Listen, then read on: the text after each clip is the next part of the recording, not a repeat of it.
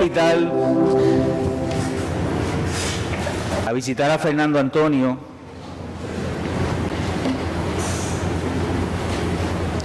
Y después de estar un rato, lo trajeron a la habitación.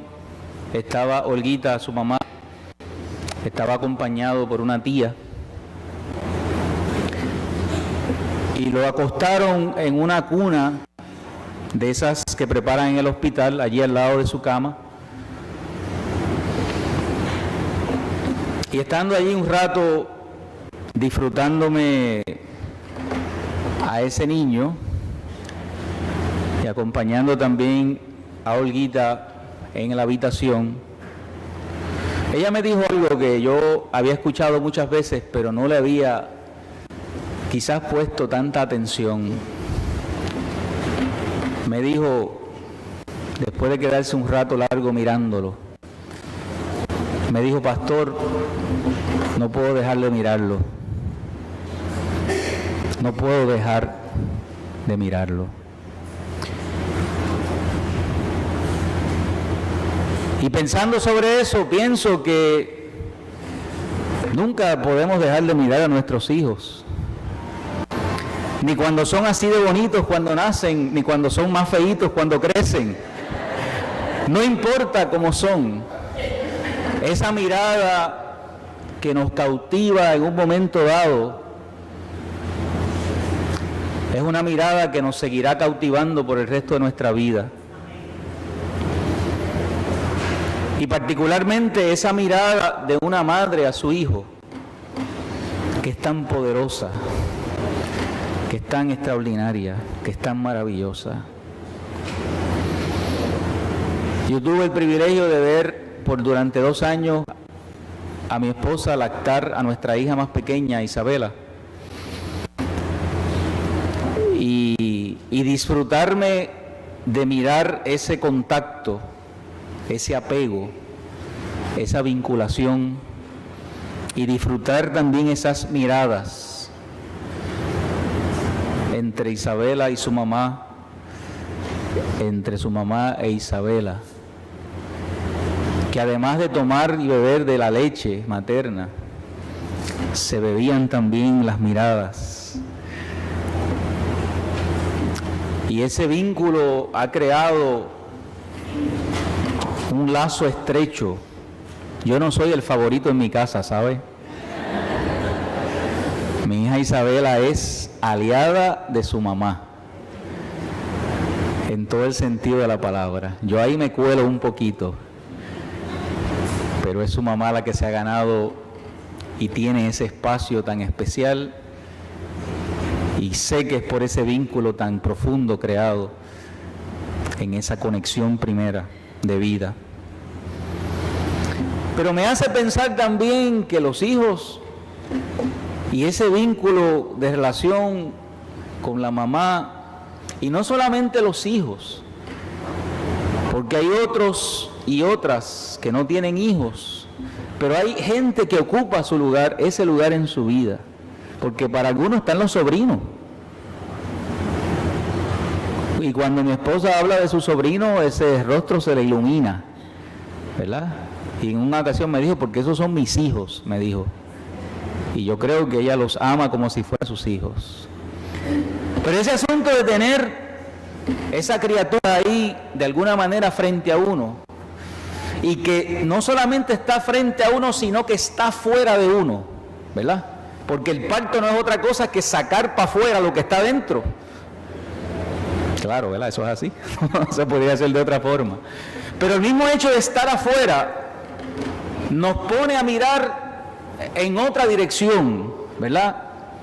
Uno está durante todo ese proceso mirando hacia adentro, cuidando la salud, cuidando que todo ande bien, cuidando que todos los signos vitales estén en su lugar. Anda en un monitoreo continuo, pero es un monitoreo hacia adentro. Es de cuidado hacia lo interior. Pero tan pronto eso sale para afuera, no solamente la mirada se va para afuera ahora y nos cautiva por el resto de nuestra vida, sino que todas las energías, toda la atención, todo el trabajo, todo el esfuerzo también va hacia afuera.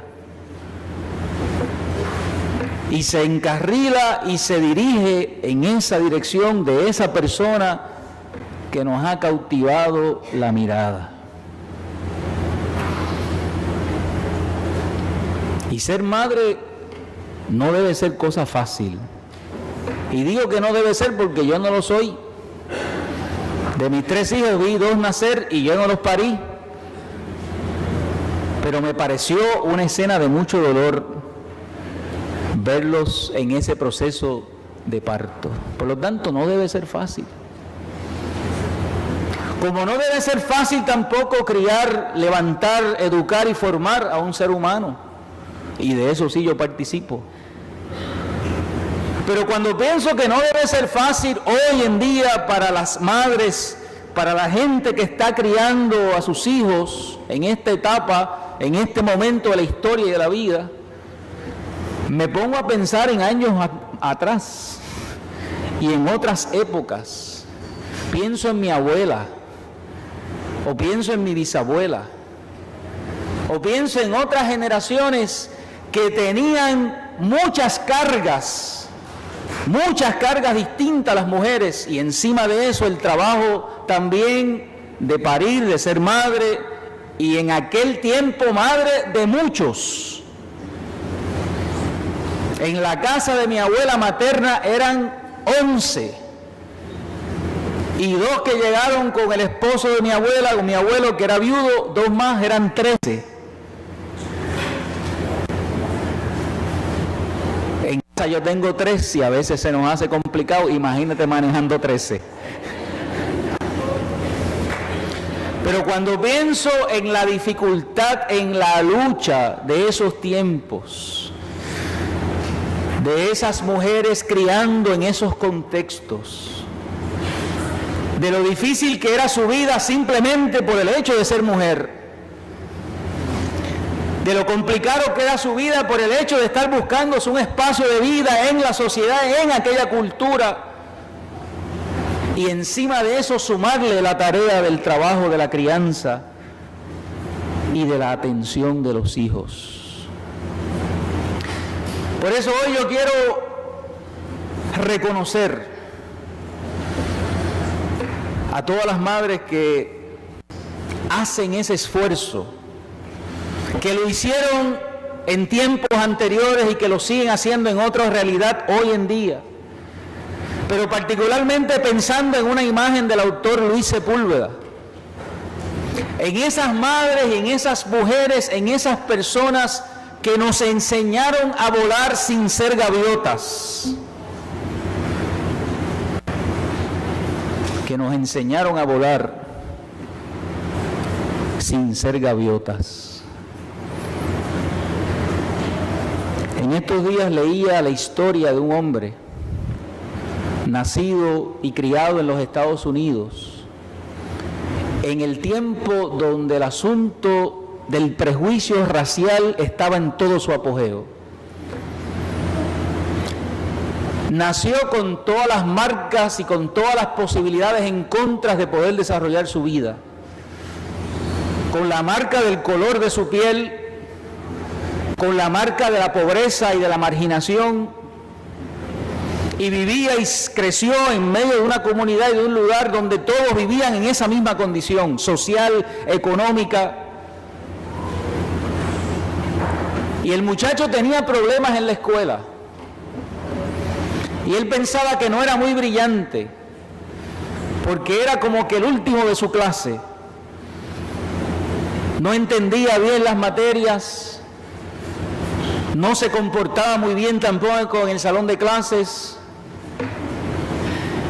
Así que posiblemente estaba marcado y destinado a que su vida se convirtiera en lo que la mayoría de las personas habían hecho de su vida en ese mismo entorno. Pero hablando de su vida, habla de su mamá. Y cuando su mamá vio el peligro en la que estaban metidos sus 2 hijos, ese y otro adicional, decidió tomar acción y los obligó a leerse 2 libros por mes. Obligado. les redujo la cantidad de televisión que iban a ver a una cantidad mínima y a los programas que esa madre decidiera que iban a ver. Una dictadura total en el hogar, ¿verdad? A unas horas específicas, limitadas, y los programas que ella decidiera que iban a ver. Y tenían que leerse 2 libros al mes y entregarle a la madre un informe escrito sobre los libros que habían leído.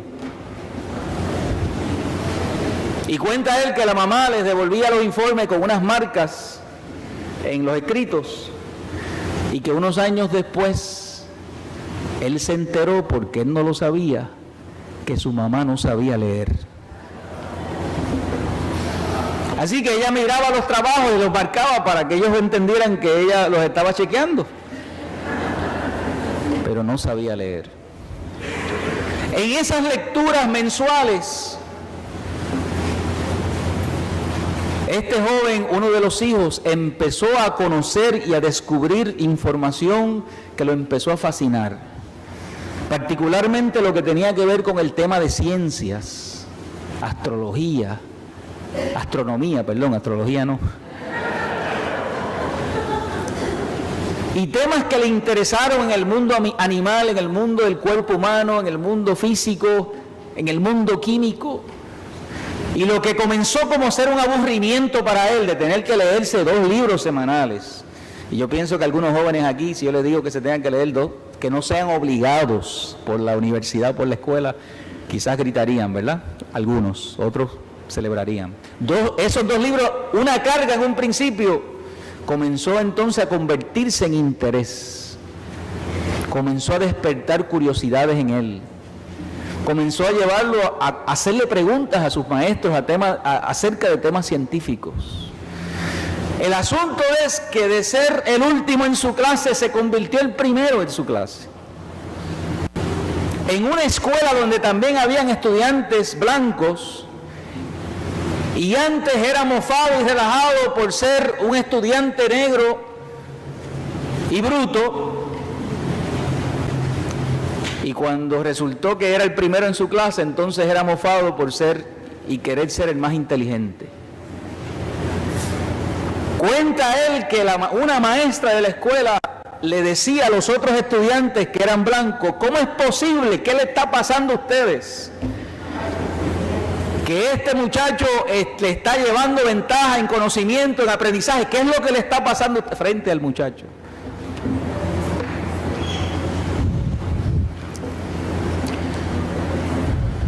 Se graduó de la universidad y completó una carrera en medicina en la Universidad de Yale. Y hoy por hoy es un destacado especialista en el área de neurología. Una madre que enseña a volar a su hijo sin ser gaviota. Una madre que le pone alas a su hijo y que le crea la posibilidad de poder alzar vuelo, salir de la limitación intelectual y mental y verse dentro de un nuevo escenario y de unas nuevas posibilidades. Una madre que logra superar todas las marcas de su vida, de la pobreza, de la marginación, que logra superar todo el dolor, toda la invisibilidad que en aquel momento tenía, para hacer de su hijo un ser visible, con posibilidades en su vida. La historia que hemos leído en esta mañana es también la historia de 2 mujeres. Y una de esas mujeres de esta historia tiene todas las marcas también de la invisibilidad. Una de las mujeres de esta historia no tiene voz, no tiene opinión, no tiene participación abierta del ambiente familiar. Es una mujer invisible en su casa. No es vista ni es reconocida con respeto ni valor con los otros miembros de la familia. y simplemente está puesto en ese contexto para servir como una esclava. Y así es vista por Abraham, así es vista por Sara, y tiene ella todas las marcas también que la hacen invisible ante su cultura, ante su sociedad y ante el contexto donde está viviendo en el hogar de esta familia. Pero hay un problema en esa familia, que hay una promesa de Dios. Una promesa de Dios para Abraham y para Sara. Una promesa de que vendría un hijo y una promesa de que ese hijo sería el inicio de un gran futuro, de un pueblo grande, abundante, con reyes, con príncipes. Y en la desesperación de que no llegaba ese hijo, en la desesperación de que no se cumpliera esa promesa, Sara decide pedirle a su marido que se junte con su esclava para que pueda tener un hijo de su esclava, como no llegaba el hijo que Dios estaba prometiendo, y poder tener un hijo en la familia. Eso parece una cosa terrible mirada desde nuestros ojos, pero en esa cultura completamente normal. De hecho, en el libro de Génesis, en el capítulo 30, aparece una escena similar, y usted la puede revisar después, en aquel asunto de Raquel y de Lea, allá en Génesis capítulo 30. Por lo tanto, lo que Abraham y Sara hacen no es nada malo, perfectamente aceptable, porque a fin de cuentas aquella mujer es solamente un objeto de pertenencia a esa familia, por lo tanto no tiene voz ni tiene derecho a decir nada, simplemente cumplir con las órdenes que le da Sara, que es la que manda a Agar. Se da el junte entre la esclava y entre Abraham, y esta mujer queda encinta. La esclava se ha de convertir en madre. Déjeme decirle algo, en aquella época el ser madre tenía un valor adscrito, y el no serlo era razón de mofa, de burla, de menosprecio. Y en el libro del Génesis usted puede encontrar historias de mujeres que eran estériles y que sufrieron las calumnias y las burlas de otras mujeres que sí podían tener hijos. Porque tener hijos en este tiempo era lo mismo que tener derecho al futuro, garantía al porvenir. Poder parir tenía adscrito un honor a las mujeres, lo cual no es igual en este tiempo. Hay mujeres que deciden no tener hijos y eso es perfectamente respetable. Y nosotros ni le obligamos ni decimos qué está pasando. Yo espero que usted nunca diga eso, sino que usted pueda respetar la decisión que una persona pueda tomar con relación a su vida y al hecho de que quiera o no tener hijos. Pero en aquella época era distinto. Y miren qué interesante, la mujer que no tiene voz, la mujer que no tiene palabra, la mujer que no tiene rostro, que es invisible en ese hogar, de momento se comienza a alzar un poquito. Y lo que me hace pensar a mí es, por fin, dice Agar, tengo la oportunidad de ser notada, de ser vista, por fin. Tengo la oportunidad de contribuir a esta casa algo más que no sea el servicio, sino que es la oportunidad de tener un ser humano y de poder aportarlo a la vida de esta familia. Por lo tanto, el hecho de tener el bebé de alguna manera significaba la oportunidad de reivindicarse, de ser vista, de ser notada, de ser persona y de tener valor.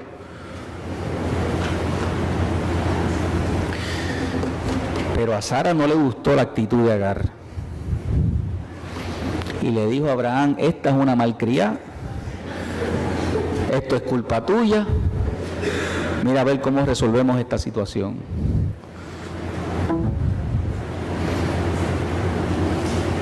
Agar insistió en lo que para nosotros parece algo malo, pero yo le estoy planteando verlo desde la otra perspectiva.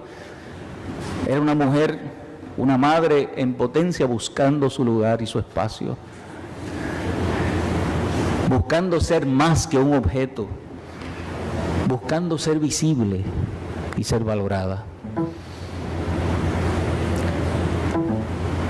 La trifulca hace que boten a Agar de la casa, que la saquen, se va hacia el desierto. Recuerde lo que yo le estoy diciendo. Esta es una mujer egipcia, no es una mujer hebrea. Por lo tanto, la promesa que Dios le hizo a Abraham, desde nuestra perspectiva, era para Abraham y sus descendientes. Pero esta mujer es mestiza. Su sangre está mezclada. Por lo tanto, desde muchas perspectivas no pertenecía, no debía ser parte, no tenía derechos. Y el hijo que iba a tener tenía que dárselo y entregárselo a Sara, como si fuera de Sara y no de ella.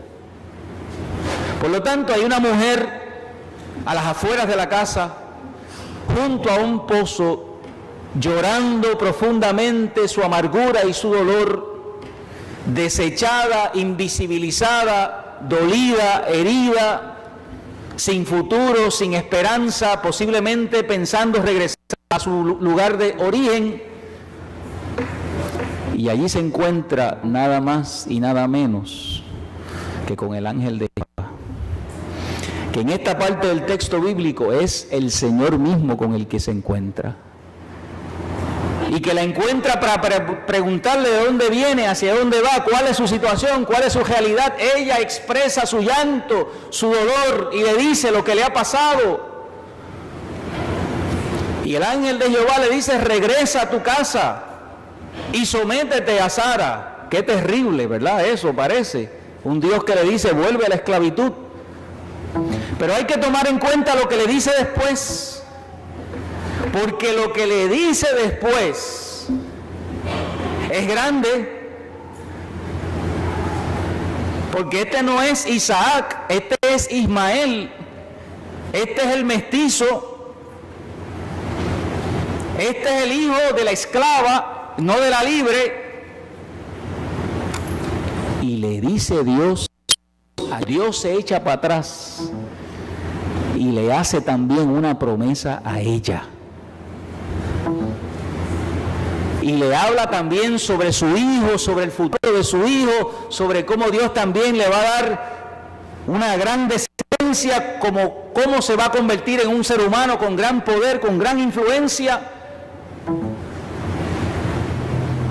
Quiere decir que Abraham no solamente es el hijo de la promesa, sino también el hijo de Agar. Abraham no la podía ver como más allá de lo que era una esclava. Sara tampoco la utilizaba como lo que era una esclava. Invisibilizada en el contexto de su casa, se encuentra en el pozo con un Dios que la ve. Y por eso ella dice: este es el Dios que me ha visto. Piensa, hermano y hermana, el dolor del abandono, de la soledad, el dolor de no ser, de no tener valor como persona y de momento descubrir a alguien que te mira, que te ve y que declara futuro, abundancia, posibilidad para tu vida y para tu descendencia. El Dios que me ve, el Dios que me ha visto.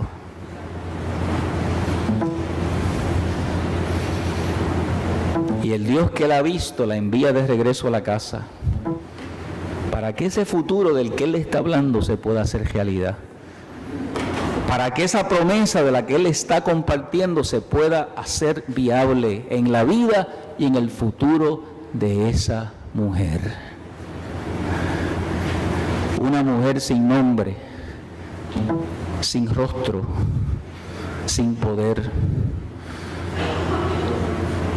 Es resaltada por Dios, es vista por Dios, es protegida por Dios. Y usted sabe que más adelante, unos capítulos más adelante, es la misma que va a estar viendo a su hijo a punto de morirse de sed, y ese Dios meter su mano, rescatar la vida del niño y apoyarla nuevamente a ella en su soledad y en su experiencia amarga.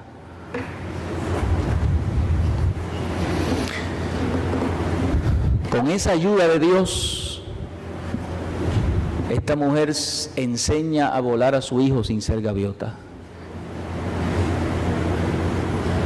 sin tener los mismos privilegios que tenía Sara por ser esposa de Abraham. Esta mujer tiene la posibilidad de enseñar a su hijo a volar sin ser gaviota. Hay muchas mujeres que viven en situaciones similares.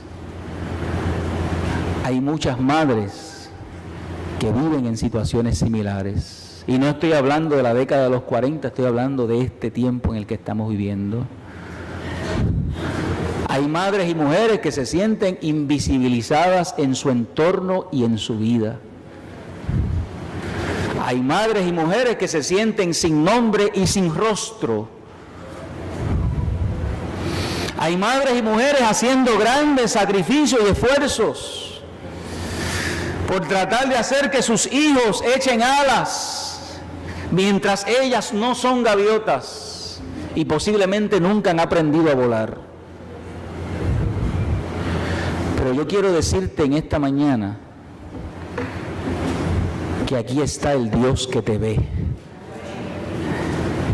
Que para Dios tú no eres invisible. Que para Dios tu vida tiene valor. Que para Dios lo que haces tiene valor. Y sobre ti, aunque no lo sientas o no lo pienses de esta forma, también está declarada esa promesa abundante de Dios. Sobre ti también está declarada esa posibilidad de multiplicación, de desarrollo, de crecimiento, de tu vida en la vida de tus hijos y de tus hijas.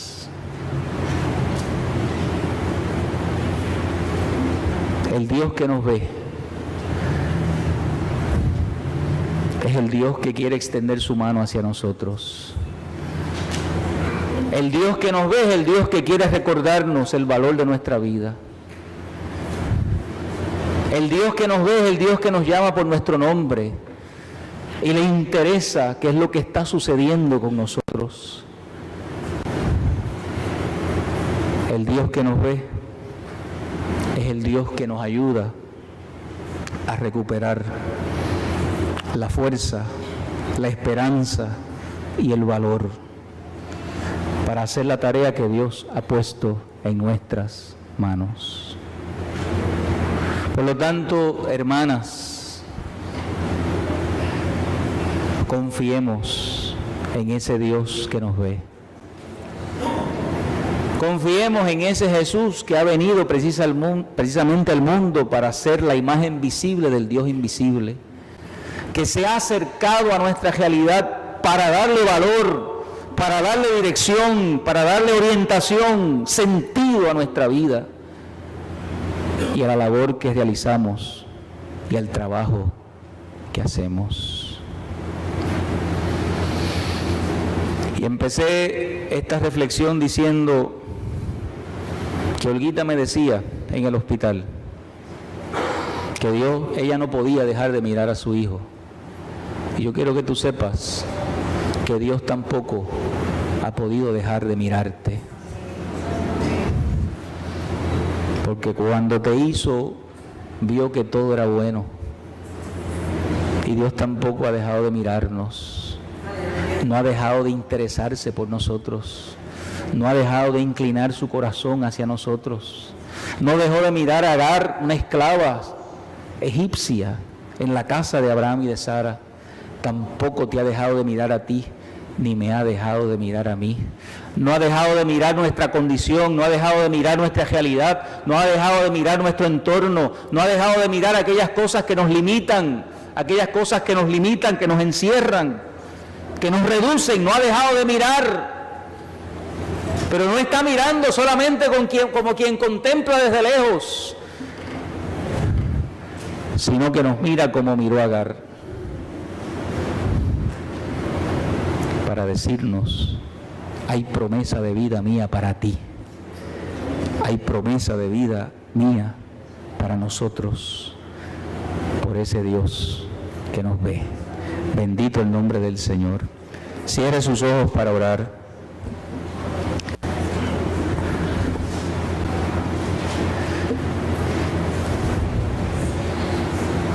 En esta oración les pido, por favor,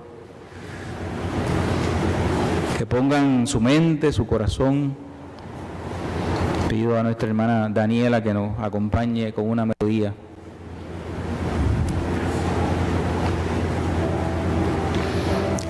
Y que puedas pensar en esta mañana qué significa estar en la presencia de un Dios que me ve. ¿Qué significa ser reivindicada, ser valorada, ser afirmada por un Dios que me ve?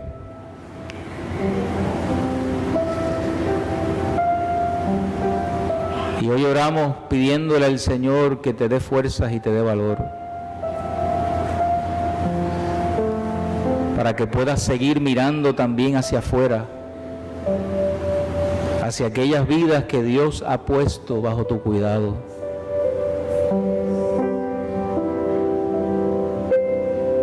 Posiblemente tú puedas decir lo poco que tú recibiste como para poderlo dar. Quizás Agar pudo haber pensado lo mismo. Quizás la madre del médico pudo haber pensado lo mismo, lo poco que he recibido para poderlo dar. Pero yo te digo en esta mañana que Dios te da fuerzas para que enseñes a tus hijos a volar, para que enseñes a tus hijos e hijas a superar sus circunstancias, sus limitaciones, a crecer en su corazón, en su mente, en su intelecto, a expandir los horizontes de su vida, porque eres el Dios que te ve, el Dios que te conoce. Señor, en esta mañana mi oración delante de ti es por todas las mujeres, madres, que tienen bajo su responsabilidad la atención, el cuidado de sus hijos, de sus hijas, en edades tempranas o ya en edades adultas, pidiéndote, oh Dios, que puedan en esta mañana reafirmar, entender y comprender que tú eres el Dios que las ves, que tú eres el Dios que nos miras por encima de nuestras limitaciones, de nuestros errores, de nuestras equivocaciones. Tú sigues siendo el Dios que nos ve y el Dios que nos mira. Y te pedimos, Señor, en esta mañana que tú seas la fuerza, el ímpetu, el viento, que ayude, Señor, a estas hijas tuyas en esa tarea de seguir mirando y acompañando a sus hijos, a sus hijas, a sus seres queridos. Y que cualquiera sea su situación en esta mañana, Señor, que esa misma misericordia extendida hacia Agar sea la que se extienda sobre sus vidas y hacia sus vidas. Levanta, Señor, nuestros corazones. Levanta, Señor, nuestras miradas. Levanta, oh Dios, nuestras vidas, Señor amado, para que podamos ver lo que tú ves, el futuro que tú ves y la posibilidad que tú ves. Oramos y te lo pedimos en el nombre de tu Hijo Jesucristo. Amén y amén.